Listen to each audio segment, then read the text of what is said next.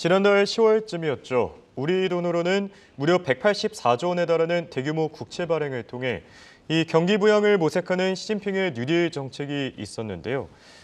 다만 결국은 40일도 못 돼서 탈이 났다는 평가들이 나오고 있습니다. 어젯밤에는 무디스가 중국의 국가 신용 등급 전망을 기존 안정적에서 부정적으로 한 단계 더 낮췄고요. 여기에 문제는 중국 경기와 또 증시 침체로 홍콩 주가가 급락하면서 항생지수 연중 최저치까지 떨어졌습니다. 이러다간 홍콩 ELS를 모두 날리는 것이 아닌가 투자자들의 불안감이 갈수록 커지고 있는데요. 오늘은 이 문제를 주제로 얘기 나눠보겠습니다. 도움 말씀에 한국경제신문의 한상춘 논설위원 나와 계십니다. 안녕하십니까? 네, 안녕하십니까? 오늘 미국 증시 혼주세로 거래를 마쳤는데요. 그래도 11월 상승 랠리 워낙 컸던 만큼 이 정도는 그냥 안정적인 또 건전한 조정이 아닐까 이런 생각도 듭니다. 간밤 미국 증시 어떻게 보셨습니까? 네, 우리 홍영크께서 미국 증시 방송을 오랫동안 하다 보니까 나름대로 진단하는 내용들이 굉장히 임팩트가 큰 것 같아요.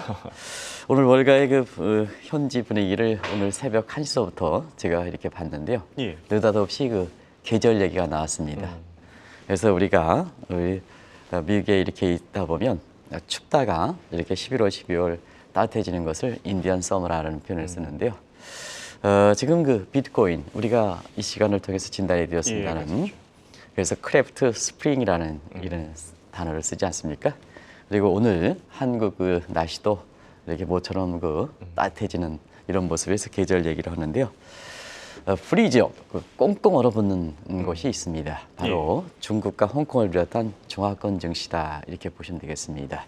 그런 상태에서 어젯밤에 세계에서 가장 영향이 높은 무디스가 중국의 신용등급 전망을 한 단계 강등시켰는데요.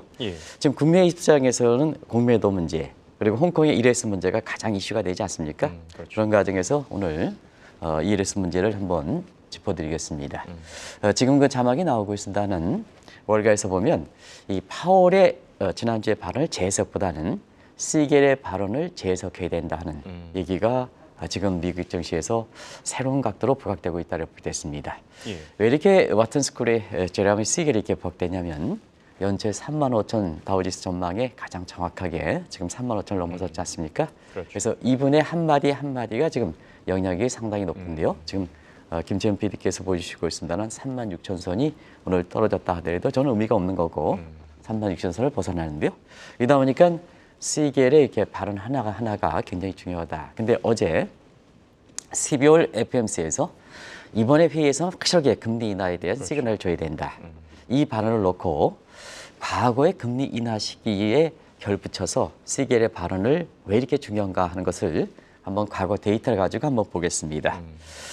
통화정책이란 선제성이 굉장히 중요하거든요. 그런 측면에서 경기 둔화 이전에 금리 인하를 했는가, 그다음에 경기가 둔화되고 난 이후에 금리 인하를 했는가에 따라서 증시에 미치는 영향은 엄격히 다르다 하는 걸 말씀드리겠는데요. 이게 시겔이 왜 이렇게 빨리 금리 인하를 촉구했을까? 바로 이런 역사적 데이터가 있기 때문에 그렇습니다. 그런 차원에서 경기 둔화 이전에 금리 인하를 했을 때는 이게 1984년과 1994년인데요. 이때 1980년대에는 84년대에는 20% 이상 올라갔고 정확히 24%인가 올라갔고요. 3%인가. 그다음에 1994년에는 33% 정도 올랐습니다. 그래서 20% 30%대에 올랐는데요. 경기 둔화 후에 경기 둔화를 확인하고 금리 인하를 했을 때는 결과적으로 이게 과거에 보면 2006년과 2018년인데요. 이때는 주가 상승폭이 10%도 못 미쳤다는 얘기입니다. 그래서 이 시겔의 발언이 굉장히 중요하다는 얘기거든요. 그러면 시청자 여러분, 이번에는 파월과 연준이 과연 금리 인하 시기를 놓칠 것이냐 아니냐, 이게 굉장히 중요하지 않습니까? 그렇죠. 경기 둔화 전에 인하해야 되는데 이번에 또 놓치는 게 아니냐. 그러면 이번에 놓칠 가능성이 상당히 높다. 왜 그러냐면 사실 2011년 미국의 소비자 물가가 이렇게 2배 이상 급등했는데도 불구하고 일시적이다. 평균 물가제 도입했다. 그리고 물가를 키워서 작년 3월에 뒤늦게 금리를 인상했지 않습니까? 그렇죠. 결과적으로 그것이 갤러핑을 올리는 상태에서 미국 국민들이 이게 대응은 너무 금리 인상 속도를 높다 보니까 대응하지 못한 상태에서 미국 국민이 이렇게 불만을 초래했던 상황이거든요. 그런 과정에서 보면 이번에도 금리 인하 시기를 거꾸로 놓치는 것이 아니냐 하는 상태에서 월가에서 이렇게 보면 11월 달에 빅랠리라 표현할 만큼 굉장히 주가가 많이 오른 상태의 기술적 조정이다. 이거에 대한 불확실성 때문에 예. 3대 지수가 오늘 금리가 많이 떨어졌습니다. 그죠? 미국 국채 금리가 4.2%도 떨어졌는데요. 그런 과정에서 금리에 민감한 나스닥 지수는 소폭 오르고 나머지는 이제 지금 보여주시고 있습니다는 10년물 금리가 2.5% 정도 많이 떨어졌죠. 그래서 금리에 민감한 나스닥은 이렇게 오르고 나머지는 이렇게 기술적 조정을 받았다 이렇게 보겠습니다. 예, 알겠습니다. 자, 이 시간을 통해 진단해드린 적이 있는데요. 본격적인 주제로 한번 넘어가 보겠습니다.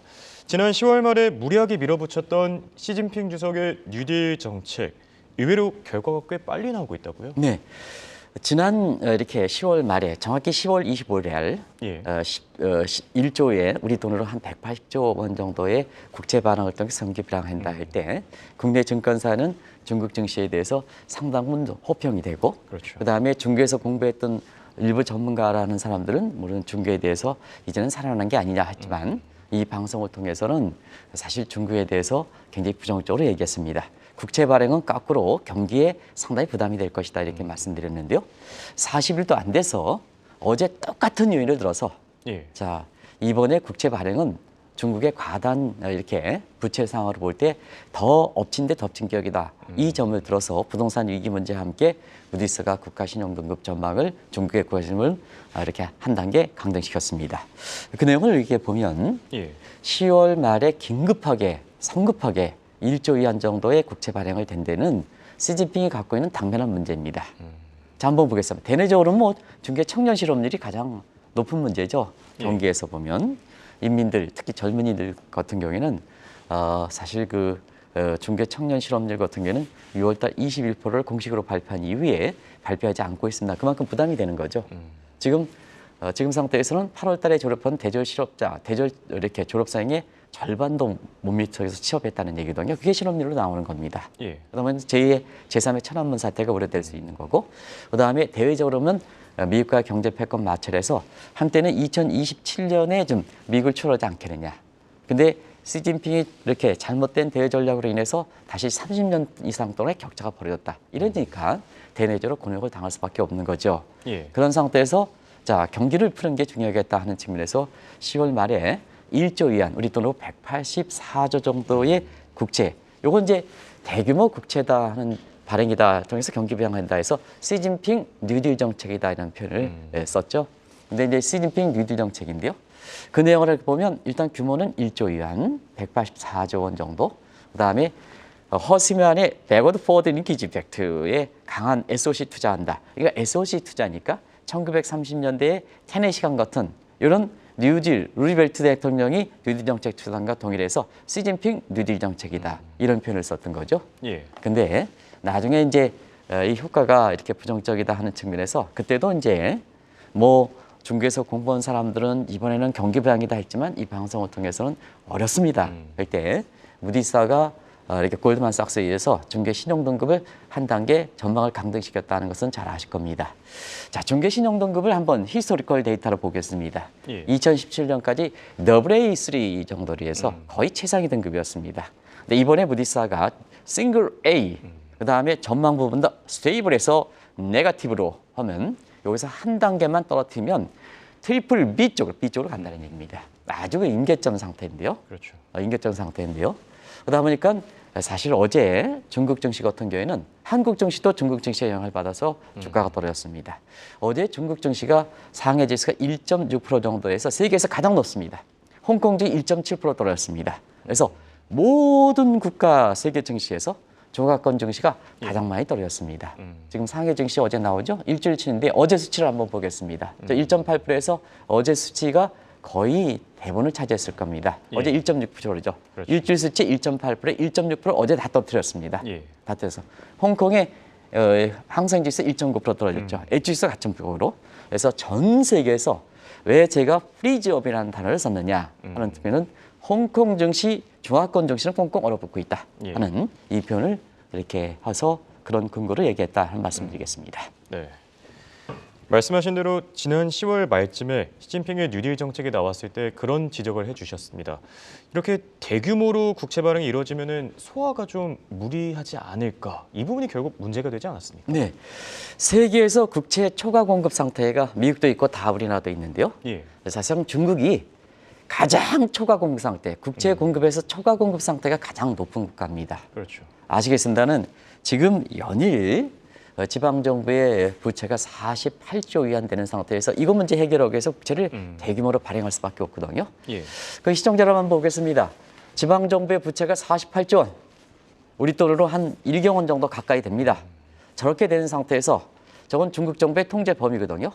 그러면 저렇게 부채가 있는 상태에서 자 10월 달에 1조 위안 정도 국채를 새로 발행한다면 누가 사주겠습니까? 그렇죠. 누가 사주겠습니까? 부채가 저렇게 많은데요. 그러다 보니까 국채 수요 파악 현상까지 나오지 않습니까? 그러면 초과 공급 상태가 더 늘어나지 않습니까? 국채? 예. 그러면 시청자 여러분, 자 국채 초과 공급 상태가 늘어난다는 것은 결과적으로 채권 가격이 떨어지고 국채 금리는 올라간다는 얘기죠. 예. 국채 금리는 올라가는 것. 그러니까 서로 국채 발행과 국채 금리 상승과의 악순환 고리가 형성된다는 얘기입니다. 자, 한번 그 메커니즘을 이렇게 자막을 통해서 같이 보겠습니다. 초과 공급이 누적되면 어떻습니까? 국채 소화가 안 되지 않습니까? 그렇죠. 국채 소화가 안 돼서 여기에 1조 원 국채를 발행을 더 넣으니까 초과 공급 상태는 더 틀어져. 그러다 보니까 뭐냐? 결국 금리로 급등하는 양상이 나타나죠. 그러면 자 국채 발행을 통해서 경기 부양을 한다 하는데 국채 금리가 더 급등하면 민간인들 소비하겠습니까? 더 힘들어지죠. 힘들어지죠. 예. 기업들 투자하겠습니까? 더 힘들어지죠. 더 힘들어지죠. 그러다 보니까 사실상 뭐냐? 크라우딩 아웃 이펙트에서 경기 회복에 확신을 가지 못했다는 얘기입니다. 그러다 보니까 이번 주 들어서 OECD가 사실 올해 마지막 내년도에 경제 전망을 했죠.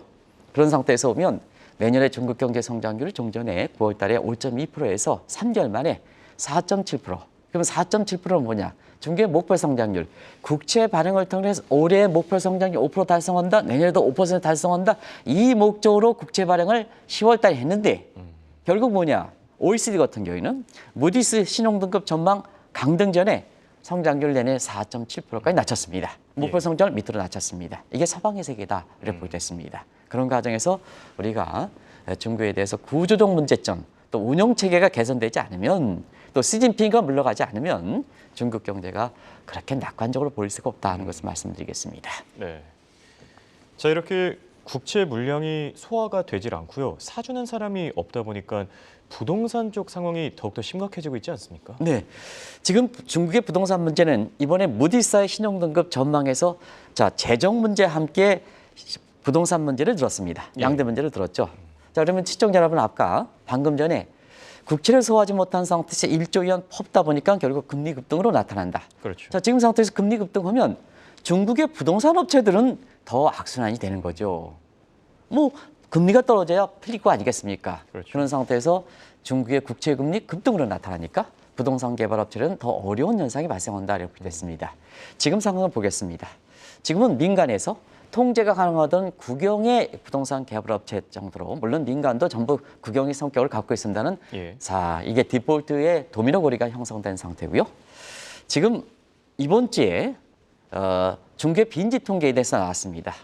중국 정부는 공식적으로 200만 채입니다. 시청자 여러분. 근데 서방에서는 1억 3천만 채입니다. 1억 3천만입니다. 자, 이 통계가 중국 통계가 한 번입니다. 이걸 다시 한번 강조드리겠습니다. 예. 중국 정부는 200만 채입니다. 서방에서는 여러 가지 제어 원도에 따라서 다르지만 약 1억 3천만이다. 그러면 1억 3천만을 어떻게 해서 됐을까?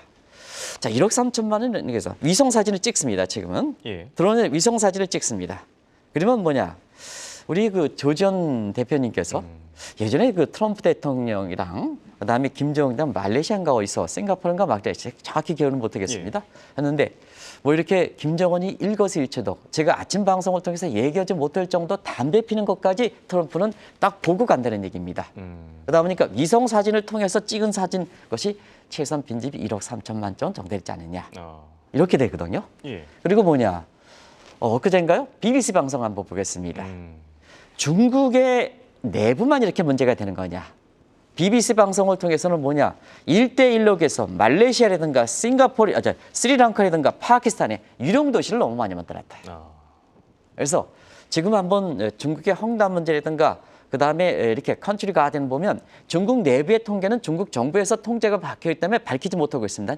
여객 시장에서 굉장히 지금 문제가 되고 있는 거 아니겠습니까? 여객 시장에서 굉장히 문제가 되는 이런 상황이 지금 발생하고 있다고 보겠습니다. 예. 그런 과정에서 최근에 중국에 대해서 지금 여객 시장에서 유령 도시다 보니까 결국 그림자 금융. 그리고 여기에서 이게 중국에서 밝히지 않는 거니까 그림자 금융 문제가 나오는 거거든요. 그렇죠. 중국발 위기 문제에서 이게 새로운 통계가 나왔습니다. 자, 중국의 문제에서 보면 캐시플링이 중단될 때는 결과적으로 마진컬이 발생하고 중국의 윈기 위기가 발생하지 않습니까? 그런 상태에서 숨어있는 금리가 얼마큼 될 것이냐. 숨어있는 소위 금리가 중국의 GDP 대비해서 63%입니다. 이거 위험수준이 넘습니다.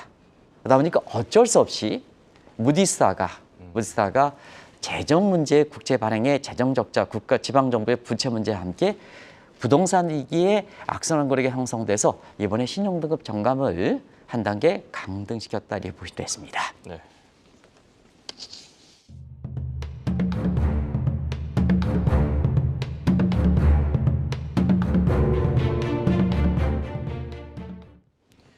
자, 궁금한 게요. 시진핑 정부는 과연 이런 부작용을 몰랐을까? 어느 정도 예상 가능했었던 부분인 것 같은데 혹시 또 다른 의도가 있었던 거 아닙니까? 네, 중국의 강조가 이렇게 그만큼 40일 전에 이렇게 부작용을 몰랐을까? 예. 저희 것처럼 미천한 사람도 40일 전에 예. 중국 경제의 이 문제 국채 발행은 악순환이 반복될 것이다 이렇게 얘기했는데도 불구하고 왜 몰랐을까? 똑똑합니다. 근데 다른 의도가 있지 않았느냐? 중국이 그동안 금융 완화, 미국은 금리가 상승했는데 금리가 상승해 중국은 금리를 계속해서 완화시켰지 않습니까? 예. 그런 과정에서 미국과 중국과의 금리 차가 벌어지다 보니까 결국 중국에서 자금 이탈이 많아지죠. 자금 이탈이 많아졌죠. 그렇죠. 그런 상태에서 자 중국이 지금 상태에서 보면 구조병 때문에 경기 부양 조치하더라도 그동안 금리 인하 얼마나 했습니까? 얼마나 했습니까? 국채 발행 안 했습니까? 이전에도 많이 발행했거든요. 안 되니까 이게 덮기 위한 목적이 아니냐. 덮기 위한 목적이 아니냐. 지금 상태에서 중국 내부적으로는 경기 부양하기 어렵다. 예. 그러면 외국 자본 빠진다. 외국 자본 빠져에 따라서 결국 뭐냐. 중국의 주가 떨어지고 이런 것들한 역자산 효과에서 경기가 더 둔화시키는 게 더 시급하니까. 근데 이게 왜 외국 자본 빠졌을까? 자, 미국이 금리를 인상하는데 중국이 금리를 내려서 외국 자본 이탈을 초래했으니까 이걸 둔화시키기 위한 시진핑의 목적이 강하지 않느냐. 그러다 보니까 자 국채 발행해. 그러면 국채 금리가 올라가. 미국이 금리가 올라가는 상태에서 인민은행이 금리를 인상하지 않더라도 국채 금리 올라가니까 미국과 금리 차 줄이죠. 결과적으로 외국 자본 이탈 방지를 하겠다 하는 상태에서 중국이 지금 시급한 외국 자본의 이탈 문제에 따른 경기 둔화 문제를 방지하겠다는 목적이 강하지 않느냐 하는 쪽의 의도가 서방 측에서 일으키고 있다고 보겠습니다. 예. 결과적으로 보면 중국이 시진핑이 금융 완화를 통해서 경기를 부양하기 위한 정책적인 실수 문제가 부각될 수 있는 상태에서 자 무리하게 국채 발행을 통해서 국채금리 상승을 통해서 미국과 금리 차를 축소시키고 외국 자본은 이탈을 방지해서 이런 문제 덮기 위한 음모가 작용한 것이 아닌가 이렇게 보는 시각들이 강하고 저도 예. 그렇게 설득력이 있습니다. 그런 상태에서 과연 국채 발행을 통해서 국채 금리를 상승을 통해서 미국과의 금리 차를 축소시키는 이런 쪽은 효과가 있을까? 지금 중국의 운영 체계가 바뀌지 않을 때는 그렇죠. 자 자금만 이탈됩니까? 중국 내 외국 기업도 이탈되죠. 예. 그다음에 사실상 외국인도 이탈되죠. 홍콩과 함께 3대 도너스 현상, 공동 현상이 발생하기 때문에 이것도 부작용이 지금 굉장히 크게 나타나지 않겠냐 이렇게 보고 있습니다. 네. 자, 문제는 아무래도 내년이 아닐까 싶습니다. 중국 전망 계속 안 좋아질지 증권사 간의 논쟁이 참 뜨겁더라고요. 네, 사실 한국 증권사만큼 경제적으로 보면 이제 우리나라도 수출 비중이 20% 밑으로 떨어졌기 때문에 한국은행에서도 사실 중국에 너무 의존하지 말아라. 비중이 많이 떨어졌다 하는데도 불구하고 유독히 굉장히 중요한 얘기가 나왔네요. 노바백스 코로나 치료제 지금 김치현 PD께서 발빠르게 전해주고 있습니다는 예. 이 문제는 굉장히 중요한 것 같습니다. 그렇게 바이오 관련해서 윤석열 정부 입장에서도 지금 내년도에 바이오 관련돼서 굉장히 주력하는 정책이라 전을 하고 있는데요. 지금 어제 사실 포스백스에 김무순 대표님을 만났었는데요. 한국의 국가 기관 산업으로 예. 치료제라든가 이런 쪽 바이러스라든가 왜냐하면 디스토피아 시대에 사실 그 바이러스가 많이 나지 않습니까? 그렇죠. 이런 과정에서 지난 그 3년 동안 코로나에서 백신을 개발했느냐 안 했느냐에 따라서 국부와 관련돼 있거든요. 백신을 개발하는 사람은 특수를 맞아서 해당 업체뿐만 아니라 그 해당 국가는 국부가 엄청나게 미국이 대표지 않습니까? 예. 그런 상태에서 저 지금 속보로 전해준 내용은 굉장히 중요하겠다는 것을 말씀드려서 언제 한번 저거 가지고 하겠습니다. 예. 세계에서 이렇게 백신에 대해서 굉장히 아주 글로벌 스탠다드면서 굉장히 이해관계가 없이 굉장히 중립적으로 얘기하는 것이 캐나다 이렇게 식약청 우리나라 얘기하는 그런 쪽의 얘기가 있기 때문에 상당히 임팩트가 있지 않냐 하는 생각이 듭니다. 네. 그리고 이제 중국 증시와 관련해서 이렇게 비중이 낮춰진데도 불구하고 유독히 한국의 금융사, 증권사들은 이 중국 증시 놓고 논쟁이 심합니다. 이제 논쟁이 심한 것도 이것도 국력입니다. 국력 소모입니다. 그래서 글로벌 인베스트뱅크들은 가능한 신중한 입장을 취하고 있거든요. 이걸 예. 타산치로 삼을 필요가 있지 않냐 생각합니다. 그리고 논쟁이 심하더라도 정확하게 예측해야 되는데요. 작년부터 한번 보겠습니다. 리오프닝, 중국 증시 간다, 중국 증시 사세요. 여지없이 했습니까?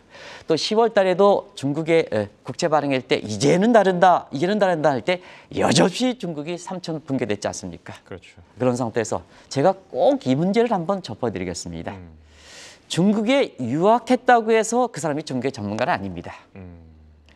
꼭 중국에서 해서 그 사람이 뭐냐면 과거에도 금융위기 직전에 중국의 상해 지수가 6,000 갔을 때 6,300 갔을 때 12,000 간다 하는 사람이 아직도 중국 전문가로 나와가지고 얘기하고 있습니다. 또 국채 발행일 때 중국이 이번에 다르다. 이런 상태에서 중국의 주가가 떨어지는데 중국에 공부했다고 해서 중국 전문가는 아닙니다. 아닙니다. 오히려 중국에서 4년 특판에 하셨던 한국의 조전 사장께서 더 전문가십니다. 더 많은 사람을 봤기 때문에 현장 체험을 했기 때문에.